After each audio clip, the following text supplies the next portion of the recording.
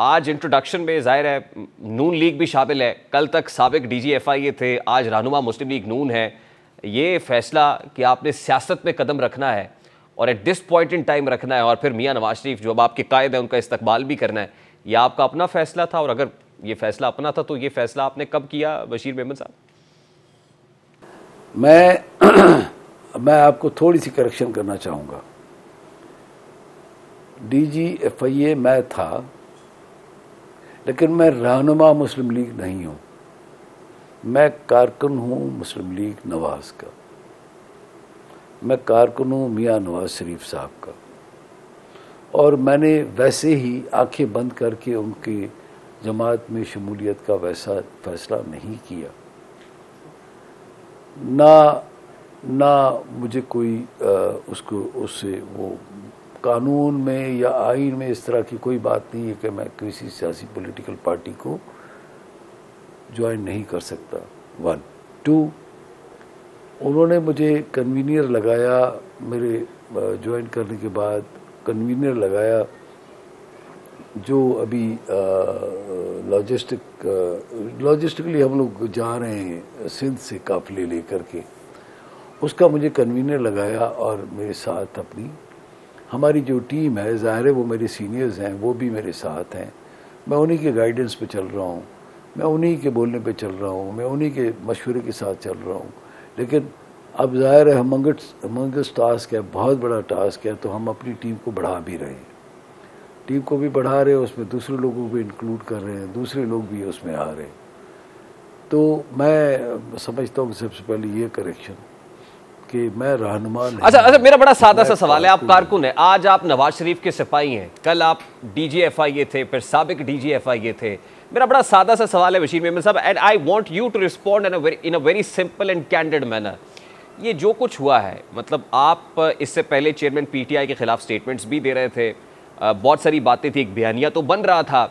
तो क्या आपको नून लीग में शमूलियत आपकी बतौर एजाजिया हुई है? क्यों लोग जानना चाहते हैं, तासुर ये है कि क्या आपकी खिदमात के सिले में आपको नून लीग में शामिल किया गया? मैं आपको थोड़ा सा रेहान साहब एक मैं आपको अर्ज करूंगा।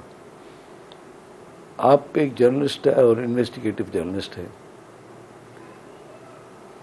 मुझे बताइए मुस्लिम लीग नवाज के कितने कारकुन होंगे? कोई 2 करोड़ तो होंगे ना, 2.5 करोड़। मैं उनमें से एक हूं। मेरे जाने से उनको क्या फर्क पड़ता है? मेरे जाने से 2 करोड़ एक हो गया, या 2 करोड़ 50 लाख एक हो गया, दैट्स ऑल। उनको तो ये फर्क पड़ता है। और मैं उनका कारकुन हूँ, उन्होंने मुझे एक काम दिया है, मैं उसको काम को ऐसे तरीके से करने की कोशिश करूँगा कि अपने कायद के और अपने जो कारकुन हैं, जो मुझसे ये तवक्को रखते हैं कि मैं बेहतर ऑर्गेनाइज कर सकता हूँ इसको, उसको मैं करने की कोशिश करूँगा। ये सियासत में कदम रखने का फैसला आपने कब कर लिया था? When did you decide to join PMLN? सियासत, यस बिल्कुल, बहुत अच्छा सवाल है। मेरा भाई सियासत में है, वो इलेक्शन भी लड़ता है। मेरी फैमिली पॉलिटिक्स में है, वो इलेक्शन भी लड़ती है। मेरा बहनोई है, वो डिस्ट्रिक्ट नाजिम हैदराबाद रहा है, डिस्ट्रिक्ट काउंसिल का। इस वक्त भी वो टनोजाम का नाजिम है हैदराबाद डिस्ट्रिक्ट में। मेरे चचा भी पॉलिटिक्स करते रहे हैं। तो I come from not that I am only political family. कारोबारी लोग हैं हम, जमींदार लोग हैं, लेकिन हम जो है पॉलिटिक्स में भी इन्वॉल्व रहे हैं। मेरे भाई ने 2018 का इलेक्शन लड़ा था, 35,000 वोट लिए थे उसने 2018 के इलेक्शंस में। वो जैसे भी थे, उस पर मैं बात नहीं करूँगा।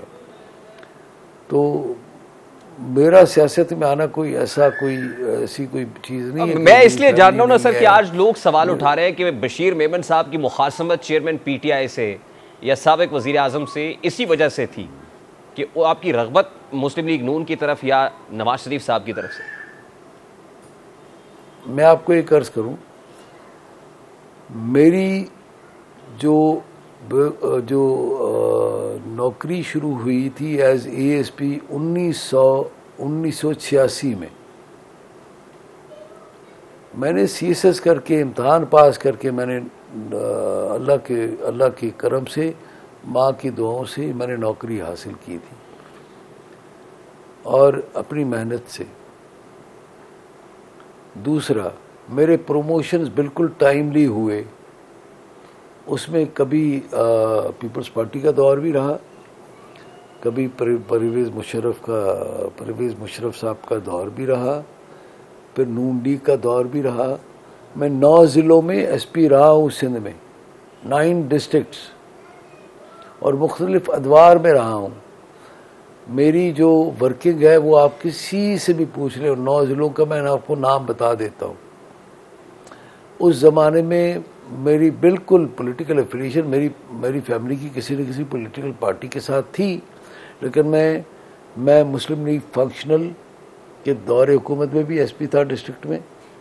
मैं पीएमएलएन के दौर में भी जब लियाकत जतोई साहब चीफ मिनिस्टर थे तब भी मैं एसपी था डिस्ट्रिक्ट में। जब परवेज़ मुशर्रफ साहब प्रेसिडेंट थे, पाकिस्तान के चीफ एग्जीक्यूटिव थे, तब भी मैं एसपी था डिस्ट्रिक्ट में। पीपल्स पार्टी जब आई थी नई इक़्तिदार में, डीआईजी था मैं सक्खर में।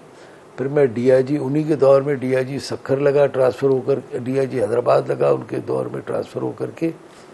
ये एक पोस्टिंग थी। अच्छा, वो भी मैं आपको एक और इंटरेस्टिंग बात बताता हूँ कि मैं 2.5 साल डीजीएफआई रहा हूँ। 1 साल नून लीग की हुकूमत में रहा, 1.5 साल मैं पीटीआई की हुकूमत में रहा हूँ। अगर मैं इतना ही बुरा उनको लगता था तो वो मुझे हटा सकते थे। कोई रोक रहा था, कोई उनको रोक रहा था, वो हटा देते मुझे। 1.5 साल में रहा हूँ पीटीआई के दौर में, पीटीआई के दौर हुकूमत में 1.5 साल रहा हूँ Riyan. But ultimately then you had to go back ना। 1.5 साल। मेमर साहब, then you had to go back। आप ही के बकौल जब चेयरमैन पीटीआई ने आपसे कुछ फरमाइशें की, उसके बाद then you had to go back। आपने वो नहीं किया जो उस वक्त आपको करने का कहा जा रहा था।